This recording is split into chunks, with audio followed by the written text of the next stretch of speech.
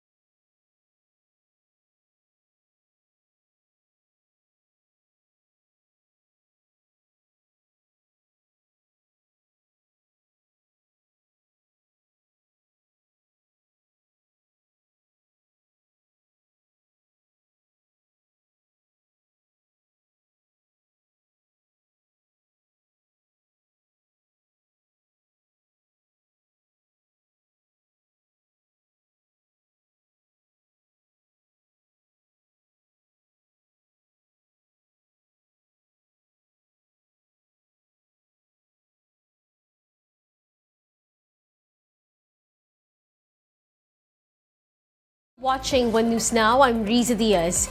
Decriminalizing drug use is key in ending the HIV-AIDS epidemic, according to a global body. Joey Francisco has this special report.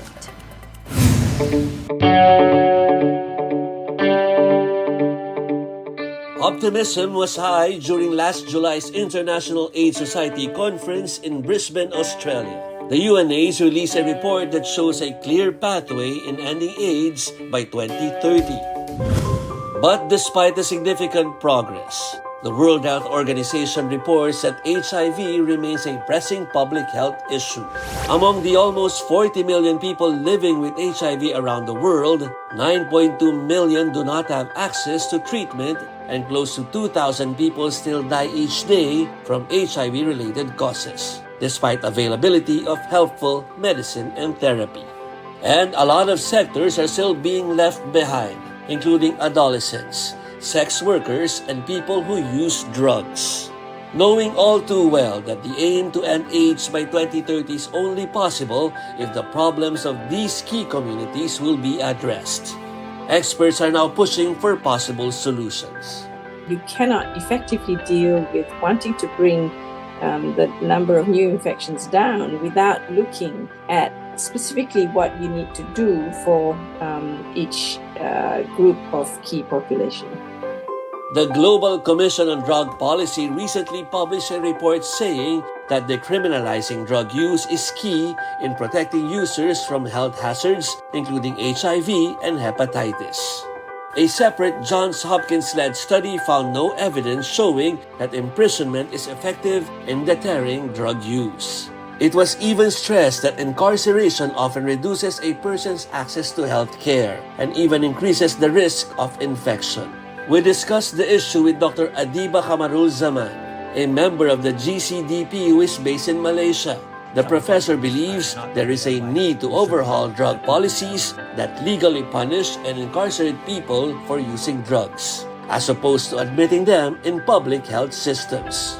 What we're seeing is the interpretation of that UN Single Convention on Drugs is that we need to be harsh on drug use and continue to implement the war on drugs. But in actual fact, the spirit of the UN Convention on Drugs is for it to be viewed as a public health, health and a public health problem, that drug use is a health and public health problem. So what we're seeing now is that more and more countries are moving towards a health and public health approach to drug use. And in fact, there was a UN common position that was signed by all the UN entities for non-violent and personal drug use to be managed as a health and a public health issue rather than through the criminal justice system.